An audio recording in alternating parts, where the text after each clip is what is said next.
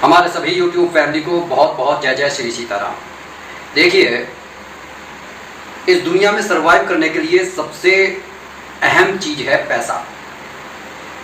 अगर पैसा नहीं है तो मान सम्मान नहीं है, और जीवन में सरवाइव करना तो बहुत ही मुश्किल काम है। इसलिए मन में ये विश्वास करके आपको जो मैं उपाय बता रहा हूँ, मन में पूरी तरीके से आस्था और विश्वास के साथ गुप्त नवरात्र में आपको ये उपाय करना है। ईश्वर की कृपा रही तो 7 पीढ़ियां जो हैं आपके इस उपाय की बदौलत घर बैठे खाएंगे, और ईश्वर का जो आशीर्वाद सदैव बना रहेगा, तो वो तो अपने आप में सोने पर सुहागे वाली बात होगी। तो अपनी बात को ज़्यादा ना कहते हुए, क्योंकि ये जो उपाय है इसके बारे में मैं क्या ही कहूँ, सूरज को रोशनी दिखाने के जैसा ये उपाय है। तो आप इस उपाय को इस गुप्त नवरात्र में जब आपको ये वीडियो मिल जाए उस दिन आप सामान इकट्ठा कर लें, अगले दिन कर लें। सबसे, क्योंकि गुप्त नवरात्र में सभी दिन शुभ होते हैं, 4 तारीख का और भी ज़्यादा शुभ दिन रहेगा। आपको एक बड़ के पेड़ का बड़ा सा पत्ता लेकर आना है और उसकी चिकनी साइड पर आपको ये उपाय करना है। पंसारी की दुकान से आपको चांदी का वर्क लेकर आना है।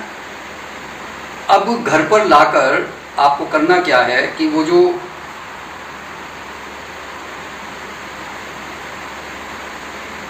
आप बरगद के पेड़ का जो पत्ता लेकर आए हैं, उसका चिकनी साइड को जब पहले आप उसे धो लीजिए, चिकनी साइड को साफ करके उस पर चांदी के वर्क को चिपका लीजिए।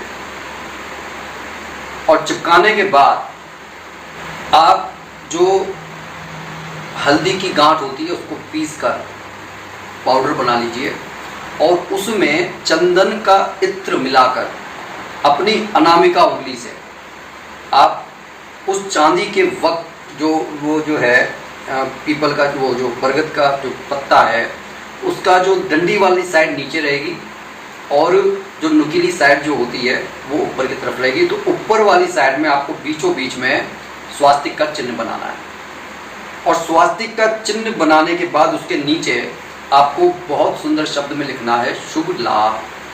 अब इस पत्ते को लेकर आपको घर के मंदिर में बैठ जाना है, कहीं बाहर नहीं जाना है, घर के मंदिर में आपको बैठ जाना है। और बैठने के बाद में आपको गंगा जल से अपने आप को शुद्ध कर लेना है, मंदिर को शुद्ध कर लेना है। ओम पवित्रा पवित्रा सर्वस्ताम गति विवाह, इस तरीके से वहाँ पर बैठ जाएं। धूप दीप नैवेद्य सब रख लें।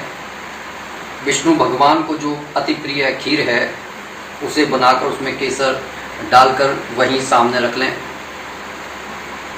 और एक बात का ध्यान रखें, गुप्त नवरात्र में जो भी क्रिया करी जाती है वो किसी से शेयर नहीं करी जाती, किसी को बताई नहीं जाती है। अब आपको विष्णु सहस्त्रनाम का पाठ करना है। पाठ करने के बाद में आपको एक पाठ कनकधारा स्तोत्र का करना है। कनकधारा मतलब लक्ष्मी का प्रभाव बढ़ाने के लिए किया जाता है, क्योंकि लक्ष्मी चंचला होती हैं, वो एक स्थान पर ठहरती नहीं है। लेकिन विष्णु भगवान जहाँ पर होते हैं, आपने देखा होगा कि विष्णु भगवान के चरण दबाते हुए आपने हमेशा माता लक्ष्मी को देखा होगा।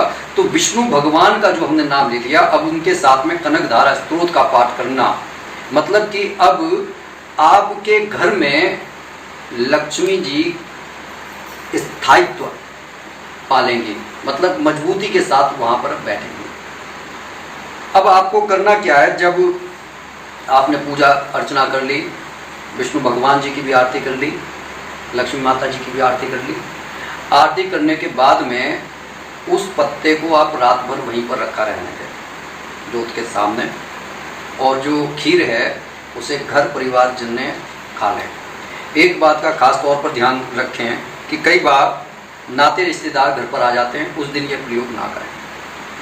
मतलब कहने का ये है, चाहे कोई आपके कितना ही निकट संबंधी हो, ये प्रयोग आपको मतलब घर परिवार के लोगों के साथ ही करना है।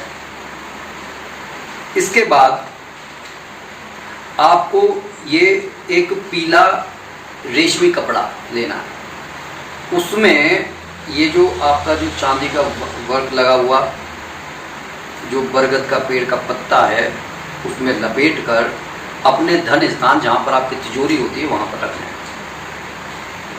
इतना सा क्रिया करने के बाद में आपको कभी धन की तंगी नहीं होगी।